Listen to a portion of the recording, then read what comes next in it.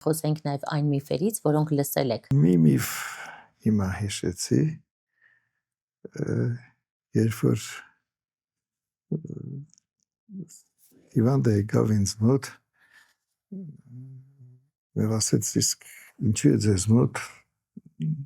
էժան, քան ընդհանրենք X կլինի, վաղուց մի 20-25 տարի առաջվա բան եմ ասում։ Երբ որ ընդամենը 2-3 տեղ էինք վիրահատում։ Ասեց, իսկ ինչու է ձեզ մոտ այդքան էժան են դա պրոթեզավորումը։ Ասեցի, սա գինն է, ասեց, իսկ X կլինիկայում